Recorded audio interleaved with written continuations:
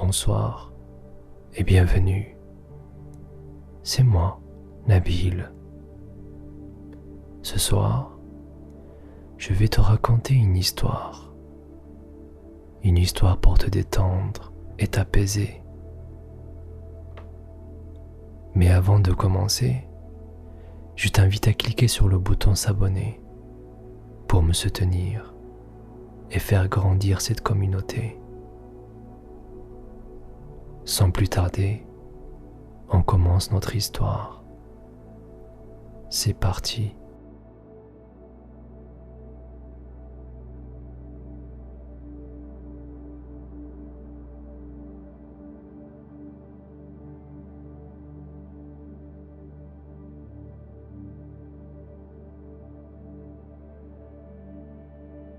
Je m'appelle Léa, j'ai 36 ans et je travaille la nuit dans un hôpital. Mon service, c'est celui du bout du couloir, celui dont on ne dit pas le nom à voix haute. Ici, les gens viennent pour leur dernier jour. Mon travail, c'est de rendre ces jours doux, une couverture bien remontée, un verre d'eau fraîche, une main posée sur une main. Avant, j'aimais ce métier plus que tout. Je le faisais avec le cœur grand ouvert. Mais depuis quelques mois, quelque chose s'est éteint en moi. Je ne sais pas dire quoi. Je fais les mêmes gestes, je dis les mêmes mots, mais c'est comme si une autre Léa les faisait à ma place. Une Léa vide. Le plus étrange, c'est que je n'arrive même plus à pleurer. Même quand une chambre se vide, même quand une famille me serre dans ses bras en me disant merci. Rien. Juste la fatigue, lourde comme un manteau mouillé.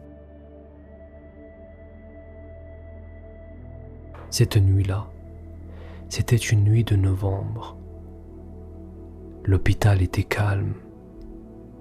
Dans les couloirs, les petites lumières bleues brillaient doucement, comme des veilleuses d'enfants. On n'entendait que le souffle des machines, et parfois, au loin, le bruit d'un chariot qui roulait lentement. À 2 heures du matin, c'était ma pause. D'habitude, je restais dans la petite salle du personnel, avec un café que je ne buvais pas, à regarder le mur. Mais cette nuit-là, j'avais besoin d'air. Alors j'ai pris mon manteau et je suis sorti dans le jardin intérieur de l'hôpital.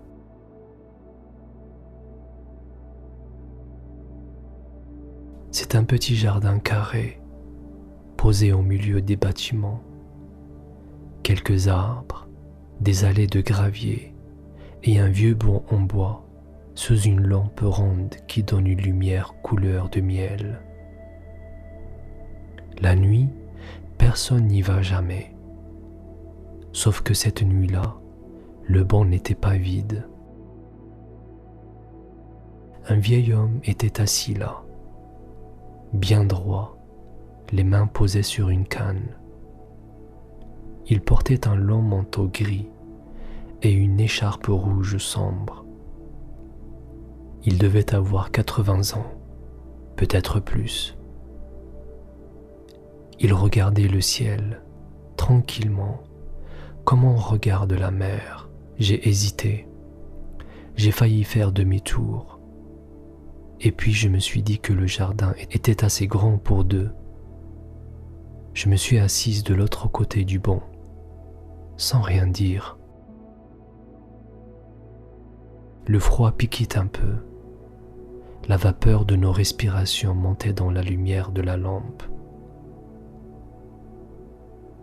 Au-dessus de nous, entre les toits de l'hôpital, on voyait un morceau de ciel avec 3 étoiles. Au bout d'un long moment, le vieil homme a parlé. Sa voix était calme et un peu rocailleuse, comme un chemin de campagne. Belle nuit, n'est-ce pas? J'ai répondu oui, poliment. Je pensais que la conversation s'arrêterait là. Mais il a souri et il a ajouté « Vous êtes infirmière. Je le vois à vos chaussures et à vos épaules aussi. Vous portez quelque chose de lourd. » Je n'ai pas su quoi répondre. Personne ne m'avait dit une chose pareille depuis longtemps. Il a tourné la tête vers moi. Il avait les yeux clairs, pleins de douceur, avec des petites rides tout autour, comme des rayons de soleil dessinés par un enfant. « Je m'appelle Émile », a-t-il dit. « Je viens m'asseoir ici certaines nuits. J'ai connu cet hôpital autrefois. Maintenant, je reviens juste pour le jardin et pour les histoires. » « Les histoires ? » j'ai demandé. « Oui. J'ai 83 ans. Vous savez, une vie entière rangée là-dedans. » Il a tapoté sa tempe avec un doigt. Des histoires de neige, de balles, de lettres, de jardins. Mais une histoire, ça ne sert à rien si on la garde pour soi. Il a regardé de nouveau le ciel. Puis il a dit, avec un petit sourire dans la voix, « Vous tombez bien. Je déteste raconter mes histoires au vent. » Quelque part dans l'hôpital, une horloge a sonné. Ma pause était presque finie. Mais pour la première fois depuis des mois, je n'avais pas envie de partir. Je me suis tourné vers lui et j'ai dit doucement, « Alors racontez, je vous écoute. »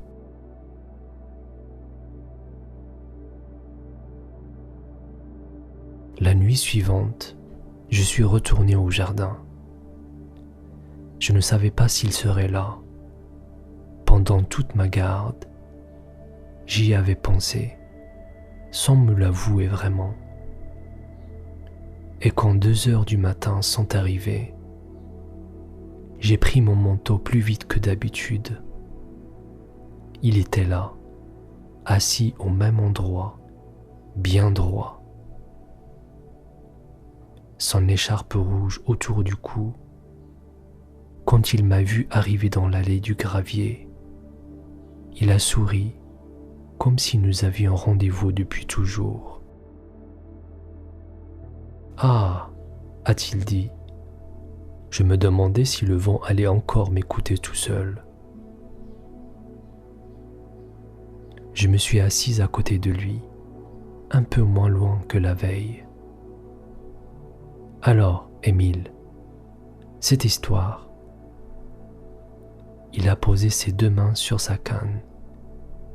Il a regardé le ciel un moment et il a commencé. J'ai été facteur autrefois, facteur de montagne dans un petit village du Cantal. J'avais 22 ans. Là-bas, l'hiver, la neige tombait pendant des jours entiers. Elle recouvrait tout, les routes, les toits, les barrières. Le village devenait blanc et silencieux, composé sous une couverture. Ma tournée, je la faisais à pied, avec ma grosse sacoche en cuir sur les épaules et des chaussures montantes que je graissais chaque soir. Certains matins, la neige m'arrivait aux genoux. Je marchais de ferme en ferme et les gens m'attendaient derrière leurs fenêtres. À l'époque, Vous savez, le facteur, c'était le fil qui reliait les gens au reste du monde. Et puis, il y avait Madame Roche. Émile a fait une petite pause. Sa voix est devenue plus douce. Madame Roche vivait tout en haut du village, dans la dernière ferme, là où les chemins s'arrêtent. Une petite femme, toujours en tablier, avec un chignon gris.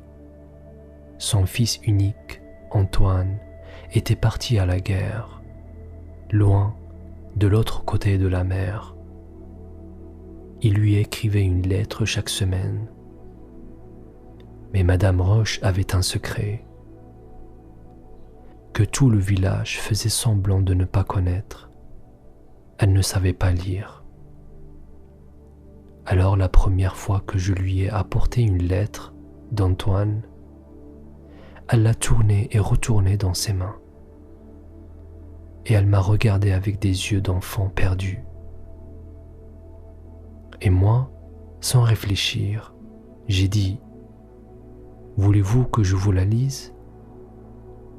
C'est devenu notre rituel. Chaque semaine, je montais jusqu'à sa ferme, même quand la neige effaçait le chemin. Elle m'attendait sur le pas de la porte, avec un bol de café chaud entre les mains. Et là, debout dans le froid, je lui lisais la lettre de son fils à voix haute. Je lisais lentement. Je faisais durer chaque phrase. Antoine racontait des choses simples. La chaleur là-bas, les copains, la soupe qui n'était pas aussi bonne que celle de sa mère. Et à chaque lettre, la dernière ligne était la même. Ne t'inquiète pas, maman. Je rentrerai pour les cerises. Madame Roche écoutait, les yeux fermés. Et quand j'avais fini, elle disait toujours: encore une fois, mon petit, juste la fin. Et je relisais la dernière ligne, parfois 2 fois, parfois 3. Émile s'est arrêté. Au-dessus de nous, un nuage passait doucement devant les étoiles. J'ai à peine osé poser la question. Et Antoine, il est rentré ? Émile a souri, et son sourire est monté jusqu'à ses yeux. Au mois de juin, je suis monté à la ferme avec un télégramme. Madame Roche est devenue toute pâle en le voyant. Parce qu'un télégramme, à l'époque, ça faisait peur. Mes mains tremblaient un peu en l'ouvrant. Et j'ai lu: arrive samedi, prépare le clafoutis. Le samedi, tout le village était dehors. Et moi, j'ai eu l'honneur de voir Madame Roche courir. Oui, courir dans le chemin vers un grand jeune homme en uniforme qui sentait bon les cerises mûres. Le jardin était parfaitement silencieux. Je me suis rendu compte que je souriais, un vrai sourire qui venait de loin. Vous voyez, a dit Émile doucement. Je ne portais pas des lettres, je portais des battements de cœur. C'est ça, votre métier aussi, Léa. Ne l'oubliez pas. L'horloge a sonné, et cette nuit-là, en retournant vers mon service, j'ai marché un peu plus droit.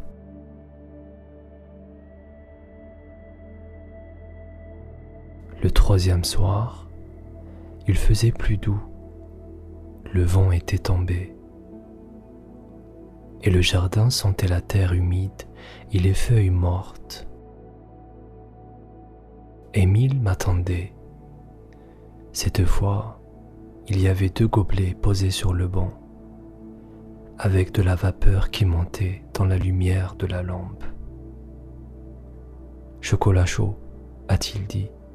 « La machine de l'entrée le fait très mal, mais très chaud, c'est déjà ça. » J'ai ri, un petit rire, mais un vrai. Je me suis assise, j'ai pris le gobelet entre mes mains et la chaleur a traversé mes gants. « Alors, j'ai dit, ce soir, c'est quelle histoire ?» Émile a regardé le ciel un long moment, et quand il a parlé, sa voix avait quelque chose de plus tendre que les autres nuits.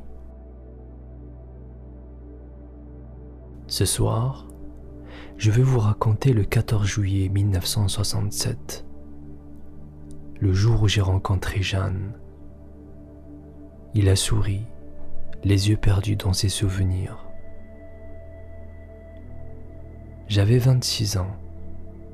Je n'étais plus facteur dans le Cantal. J'étais revenu vivre près de Clermont, dans le village de mes parents. Et le 14 juillet, comme chaque année, il y avait le bal sur la place. Imaginez la scène. Des guirlandes de petites lampes de toutes les couleurs, tendues entre les platanes. Une estrade en bois avec un orchestre, 3 musiciens et un accordéon, les tables dehors, les enfants qui couraient partout, et l'odeur des merguez et de la barbe à papa. Moi, j'étais appuyé contre un platane, les mains dans les poches, parce que j'avais un secret terrible, Léa. Je ne savais pas danser, pas du tout. Alors à chaque bal, je faisais celui qui surveillait les vélos. Et c'est là que je l'ai vue. Elle portait une robe bleu clair, avec des petites fleurs blanches. Elle riait avec ses amis, et son sourire, je l'entendais par-dessus la musique. Les cheveux châtains, les yeux qui attrapaient la lumière des guirlandes. Je n'arrivais plus à regarder ailleurs. Et puis, d'un coup, elle a traversé la place, droit vers moi. J'ai regardé derrière moi pour voir qui elle venait chercher. Il n'y avait personne, juste le platane. Elle s'est plantée devant moi et elle a dit « Ça fait 3 balles que je vous vois surveiller les vélos. Il ne reste que rien, vous savez. Vous dansez ?» J'ai répondu la vérité. J'ai dit « Mademoiselle, je danse comme une armoire qu'on pousse dans un escalier. » Elle a éclaté de rire et elle a dit la phrase qui a changé ma vie. Ça tombe bien. J'ai toujours rêvé d'apprendre à danser avec une armoire. J'ai ri doucement dans la nuit. Émile hochait la tête, heureux. Alors elle m'a appris, Léa, là sous les guirlandes. Elle comptait à voix basse. 1, 2, 3. 1, 2, 3. Je lui ai marché sur les pieds toute la soirée. Toute la soirée. À la fin, elle a enlevé ses chaussures et elle a dansé pieds nus sur les pavés pour que j'arrête de m'excuser. On s'est mariés 2 ans plus tard. Et pendant 50 ans, à chaque 14 juillet, où qu'on soit, on a dansé notre valse. Même vieux, même fatigué. 1, 2, 3. Elle comptait toujours à voix basse, contre mon oreille.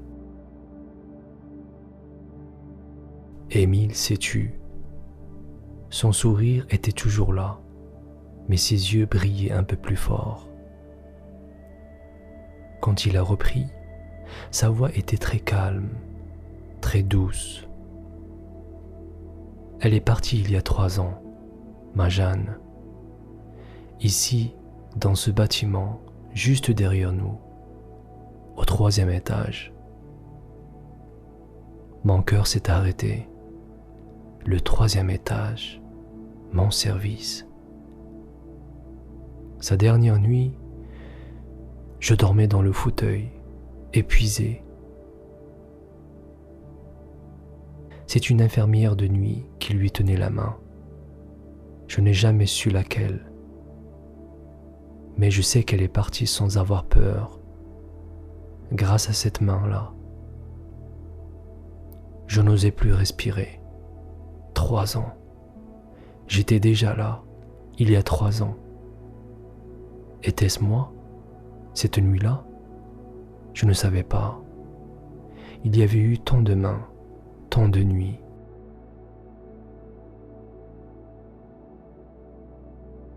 Émile a regardé le ciel et a dit simplement « Voilà pourquoi je viens m'asseoir ici, Léa. Ce jardin, c'est le dernier endroit où nous avons regardé les étoiles ensemble. » L'horloge a sonné 2 fois. Aucun de nous n'a bougé tout de suite.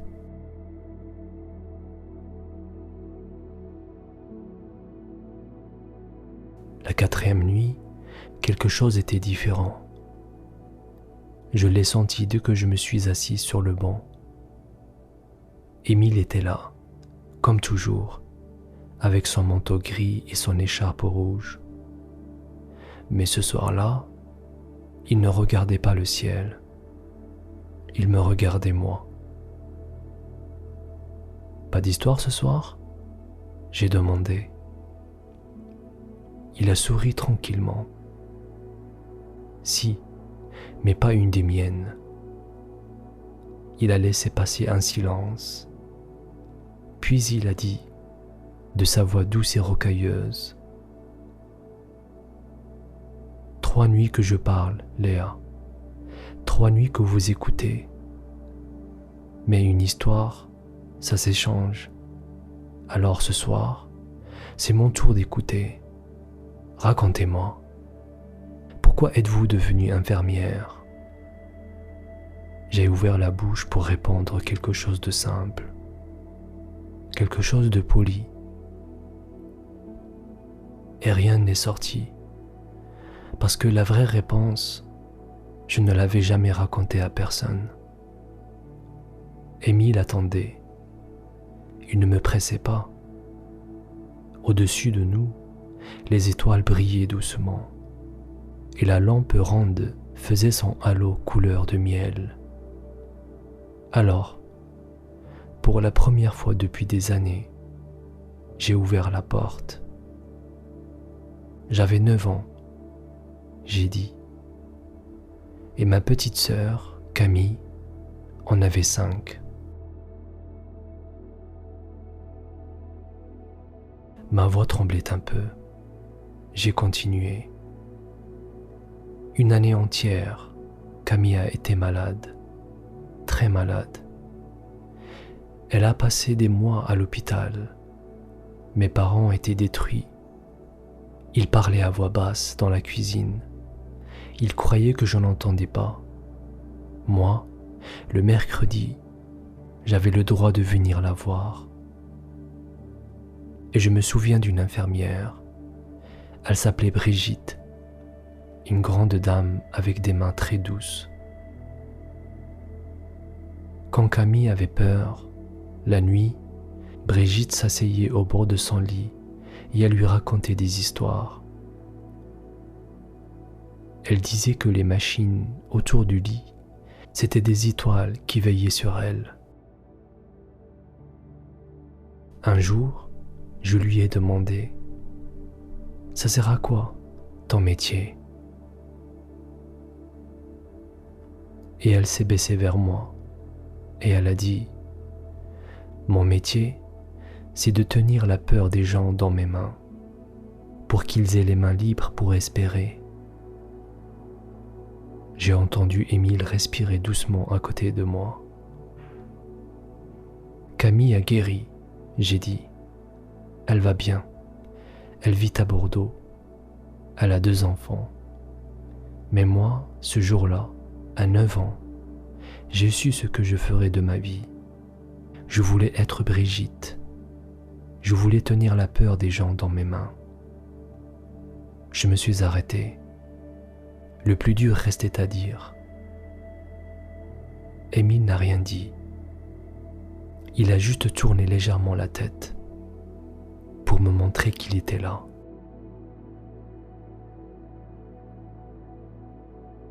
Et j'ai tenu, Émile. Pendant 14 ans, j'ai tenu la peur des gens, toutes les nuits, mais personne ne m'avait prévenu d'une chose.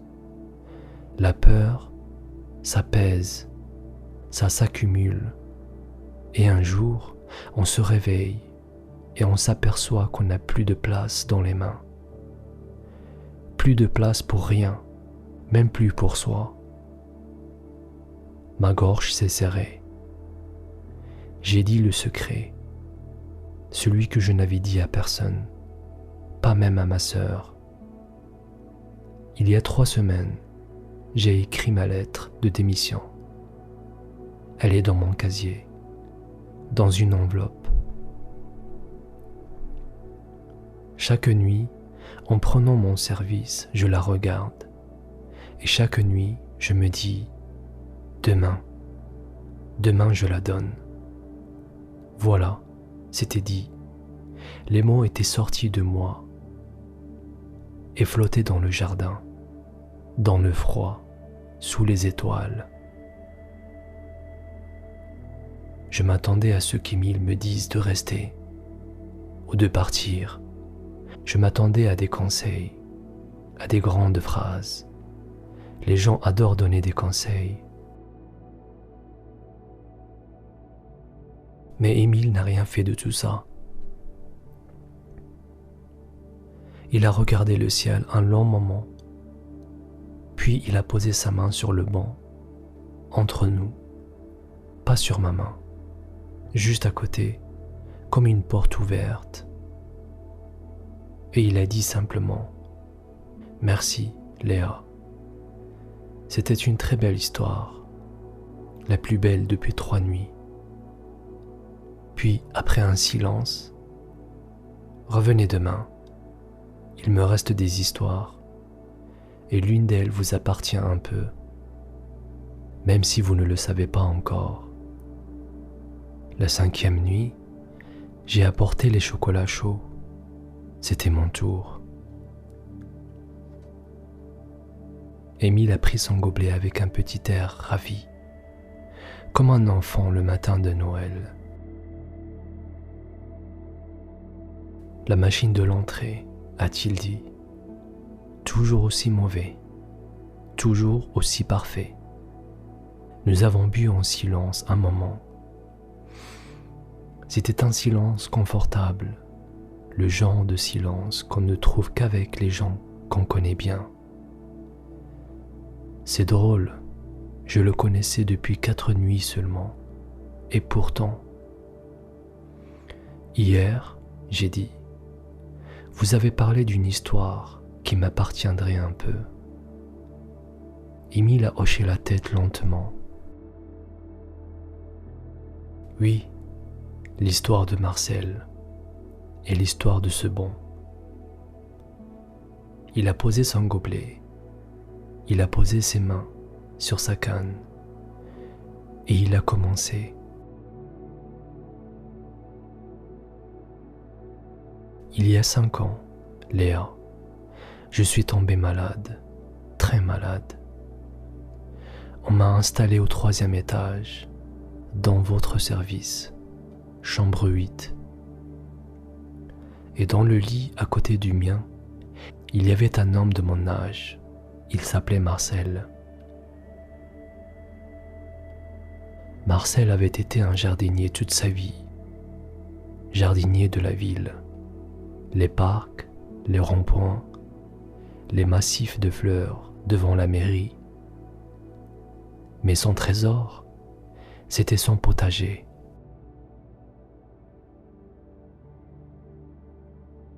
Un potager qu'il avait derrière sa maison depuis 40 ans.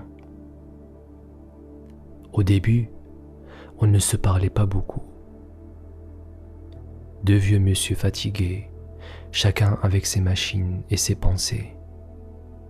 Et puis un soir, je n'arrivais pas à dormir. J'avais peur, Léa. La nuit, à l'hôpital, les pensées font du bruit. Et dans le noir, j'ai entendu la voix de Marcel. « Émile, tu dors ? » ?»« Non. »« Alors viens, je t'emmène dans mon potager. » Je n'ai pas compris. Il ne pouvait plus marcher, et moi à peine. Mais Marcel a fermé les yeux, et il a commencé à décrire. Entre, il disait. Pousse le petit portail vert. Il grince un peu, c'est exprès. Comme ça je sais quand quelqu'un arrive. Là, à droite, c'est les tomates, 12 pieds. Sens-moi cette odeur quand on frotte les feuilles. Plus loin, les haricots qui grimpent sur les tuteurs en bois. Et au fond, près du vieux mur en pierre, le carré des herbes, le thym, la menthe, le persil. Attention où tu marches. J'ai semé des radis. Et moi, dans mon lit, les yeux fermés, je marchais dans ce potager. Je sentais la terre mouillée. J'entendais le portail grincer. Et je m'endormais avant la fin de la visite, chaque soir. Chaque soir, Léa, pendant des semaines. C'était notre promenade. Deux vieux bonhommes immobiles qui marchaient ensemble dans un jardin invisible. Émile s'est arrêté un instant. Sa voix est devenue plus basse, plus douce. Moi, j'ai guéri. Les médecins ont parlé de chance. Marcel, lui, non. Et il le savait. Il en parlait sans peur, tranquillement, comme on parle de la fin de l'été. Un soir, juste avant que je quitte l'hôpital, il m'a demandé de m'approcher. Il m'a montré la fenêtre de votre service. On voit ce jardin, vous savez, ce jardin-ci, ce banc. Il m'a dit, « Émile, tu vois ce banc en bas? Quand tu seras sorti, ne m'oublie pas dans un tiroir. Reviens t'asseoir là, de temps en temps. Regarde bien autour de toi. Il y aura toujours quelqu'un, une nuit ou l'autre, qui aura besoin qu'on l'emmène se promener dans un potager. Quelqu'un qui n'arrive plus à dormir, ou plus à pleurer, ou plus à espérer. Tu le reconnaîtras. Promets-le-moi. » J'ai promis. Marcel est parti 2 semaines plus tard, en automne, au moment où, dans son potager, les dernières tomates rougissent toutes seules. Le jardin était silencieux. Je regardais le banc sous mes mains, ce vieux banc en bois, et je comprenais enfin. Alors quand vous êtes venu vous asseoir ici, j'ai murmuré. Je tenais ma promesse, a dit Émile. Je suis venu des dizaines de nuits. Des infirmières, j'en ai vu passer beaucoup dans ce jardin. Mais celle qui n'arrivait plus à pleurer, celle dont les épaules portaient trop de poids, c'était vous, Léa. Je vous ai reconnu tout de suite, comme Marcel l'avait dit. Il sourit et il a ajouté tout doucement. Vous voyez, cette histoire vous appartient un peu. Vous êtes la fin de la promesse de Marcel. L'horloge a sonné, et cette nuit-là, avant de rentrer, j'ai poussé un petit portail invisible. Quelque part dans mon cours, il grinçait un peu. C'était exprès.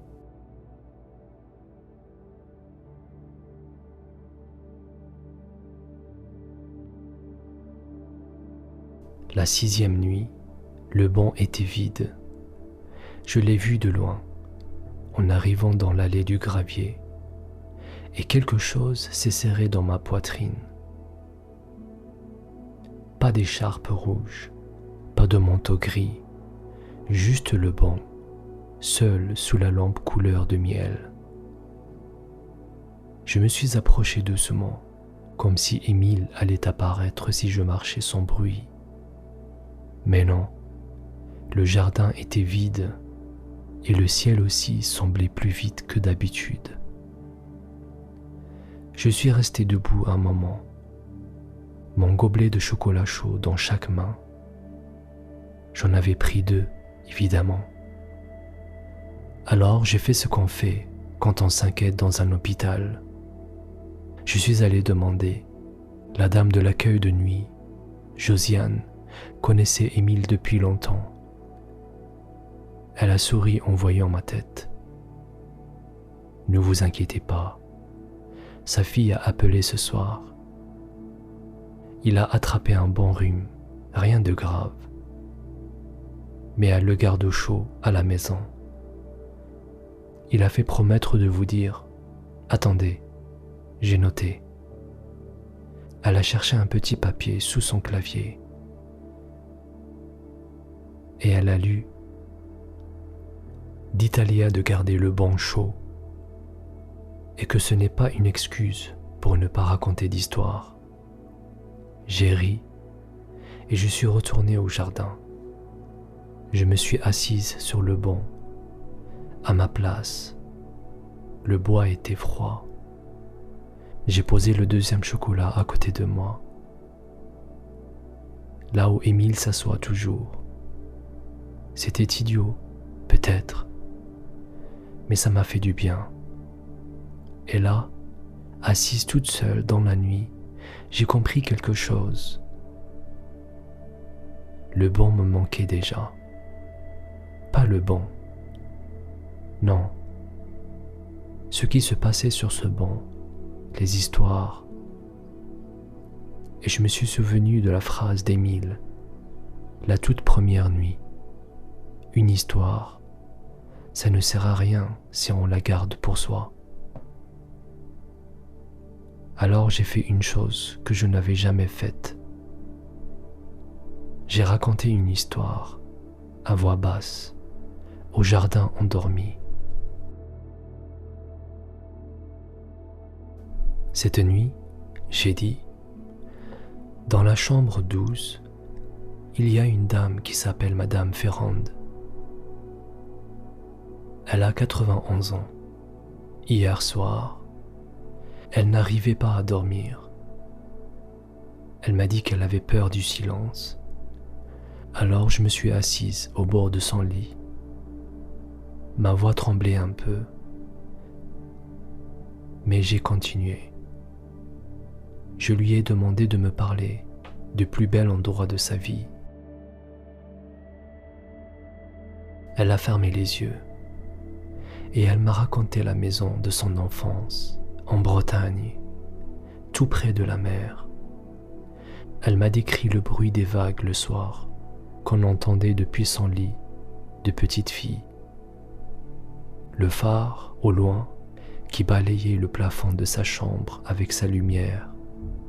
Toutes les 7 secondes, elle disait qu'elle comptait 1, 2, 3, 4, 5, 6, 7.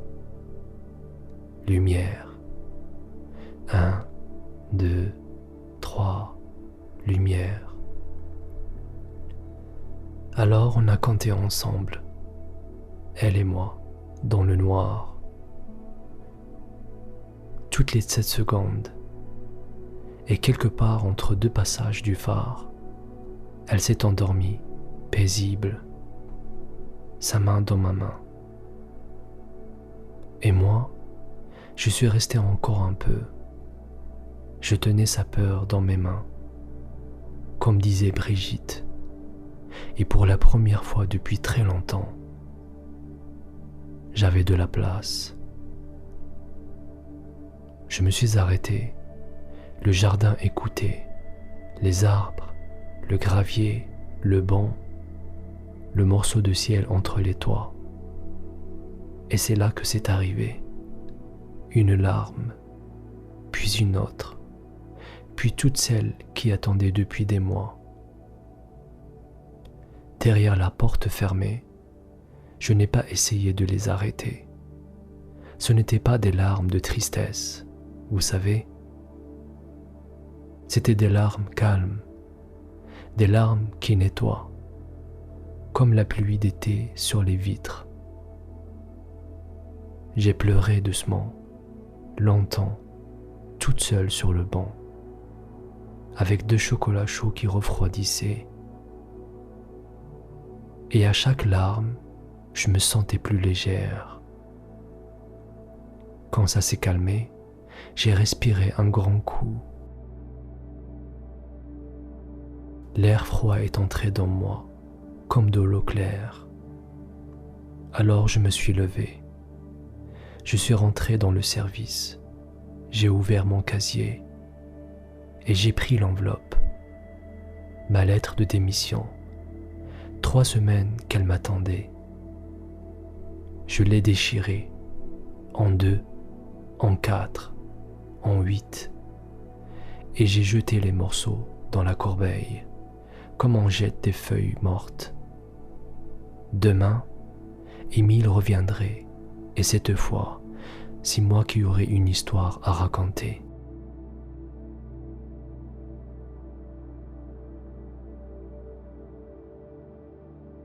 Quelques semaines ont passé. Émile est revenu, bien sûr. Son rhume n'a pas duré.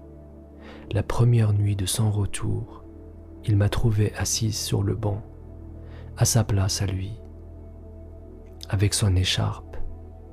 Non, je plaisante, mais j'avais les 2 chocolats chauds, et le sien était encore fumant. Alors, a-t-il dit en s'asseyant, il paraît que le jardin a entendu une histoire pendant mon absence. Qui vous a dit ça? Le vent. Il était jaloux de ne plus être le seul à m'écouter. J'ai ri et je lui ai tout raconté. Madame Ferrande, le phare, les 7 secondes, les larmes et la lettre déchirée en 8 morceaux dans la corbeille.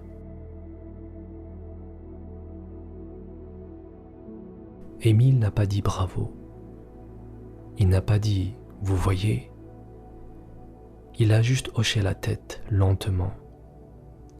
Et il a regardé le ciel avec un sourire tranquille, comme un jardinier qui voit que les radis sont sortis de terre. Marcel aurait aimé cette nuit-là, a-t-il dit simplement. Depuis, nos nuits ont changé. Ce n'est plus Émile qui raconte et moi qui écoute. Maintenant, on se relaie. Une nuit, c'est lui, le Cantal, Jeanne, ses années de facteur. Un voyage en Italie dans une voiture qui ne démarrait que dans les descentes. Une nuit, c'est moi, mes passions, ma sœur Camille, mes souvenirs d'école d'infirmière. Et même Brigitte, que j'ai retrouvée. Mais ça, c'est une autre histoire. Le banc est devenu notre maison de la nuit. 2 heures du matin, l'allée de gravier, la lampe couleur de miel. Quand il pleut, on se met sous le petit toit de l'entrée du jardin. Et Émile dit que la pluie est le meilleur public du monde, parce qu'elle applaudit tout le temps. Mon travail, lui aussi, a changé. Ou plutôt, non, c'est moi qui ai changé. Les couloirs sont les mêmes, les nuits sont les mêmes. Mais j'ai retrouvé de la place dans mes mains, quand mes patients ont peur. Maintenant, je m'assois et je demande, parlez-moi du plus bel endroit de votre vie. Et on y va ensemble. Une maison en Bretagne, un potager, une place de village avec des guirlandes. Vous seriez surpris de voir tous les endroits magnifiques qui dorment dans la mémoire des gens. Et puis, une nuit de printemps s'est arrivée. Émile et moi étions sur le banc. L'air sentait l'herbe. Nouvelle, et la porte du jardin s'est ouverte. Une jeune femme est sortie, une aide-soignante, nouvelle dans le service. Je la connaissais un peu, Inès, 23 ans, arrivée le mois dernier. Elle a fait quelques pas dans l'allée, sans nous voir. Elle s'est arrêtée au milieu du jardin. Et elle est restée là, debout, les bras croisés, les épaules basses, le regard perdu. Je connaissais cette silhouette. Je l'avais vue dans les miroirs pendant des mois. Émile l'a vue aussi. Il m'a regardé. Je l'ai regardé. Aucun de nous n'a dit un mot. Mais nous avons souri en même temps. Puis, sans bruit, nous nous sommes décalés sur le banc, chacun vers son bout, pour faire une place au milieu. Inès a tourné la tête. Elle a hésité. Alors j'ai dit, doucement, dans la nuit douce, « Vous tombez bien. On déteste raconter nos histoires au vent. » Elle s'est approchée et elle s'est assise entre nous deux. Et au-dessus du jardin, entre les toits de l'hôpital, les étoiles se sont mises à briller un peu plus fort. Mais ça, c'est peut-être moi qui l'ai rêvé. Voilà, c'est ici que mon histoire se termine. Et c'est ici qu'une autre commence. Parce que j'ai compris maintenant ce que Marcel savait déjà, ce que Brigitte savait, ce que Émile sait depuis toujours. Il y aura toujours quelqu'un de fatigué, une nuit ou l'autre, quelque part. Il y aura toujours un banc, une lampe couleur de miel, et une voix douce pour dire « Viens, assieds-toi, je t'emmène dans mon potager. » Le banc n'est jamais vide. Il attend, c'est tout. Alors, si un jour la vie vous pèse un peu trop, cherchez votre banc. Il existe quelque part. Et en attendant de le trouver, fermez les yeux. Écoutez le portail qui grince doucement. Sentez l'odeur du thym et de la menthe. Et dormez bien.